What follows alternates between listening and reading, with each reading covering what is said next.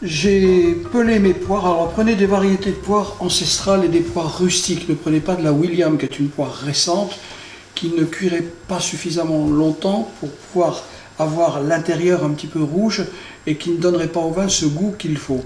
Donc les poires, c'est des Abbate, A-B-A-T-E. J'ai pu acheter ça dans mon supermarché tout simplement. Et des variétés de poires bio, je le précise.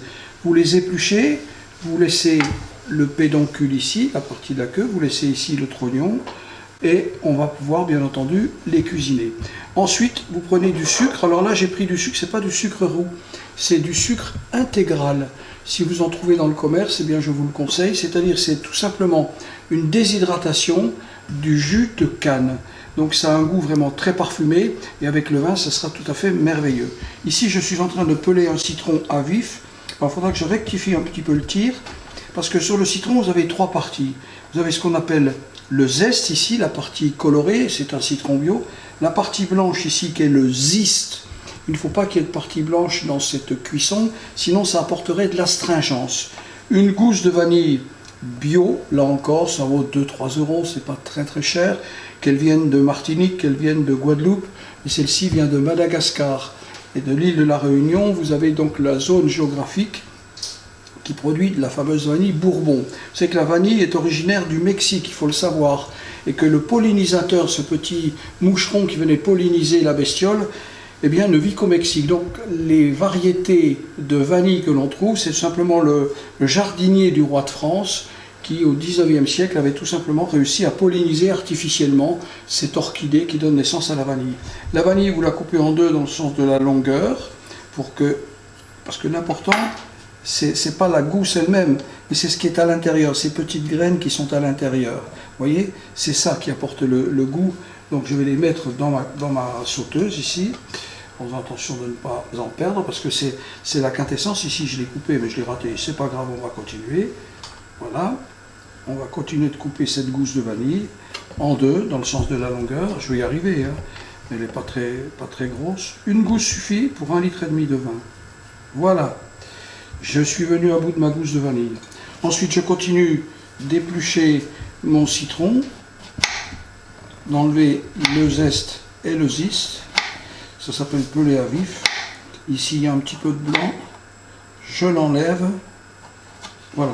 Ensuite, vous rectifiez le tir sur le bas du citron, comme ceci. Et après, vous coupez 2-3 belles tranches de citron, comme ceci.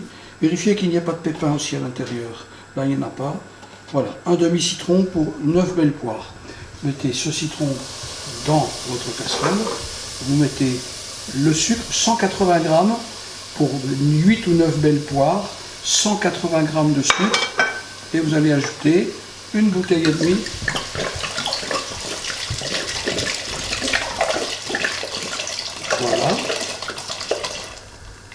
une bouteille et demie de vin rouge,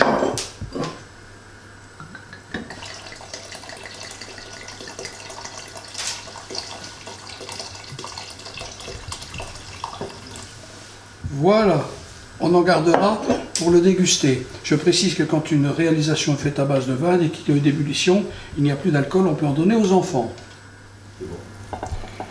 Vous mettez bien entendu vos 8 ou 9 poires à l'intérieur, je le répète, 1,5 litre de vin, 9 poires, 180 g de sucre, ensuite un demi-citron jaune, pas de citron vert, hein, ça serait trop acide et bien entendu un peu de cannelle, un bâton de cannelle et 3-4 clous de girofle. Le temps de cuisson va être à court frémissement d'1 h 30. Pendant cette heure et demie, 90 minutes, les poires doivent rester fermes, doivent rester entières.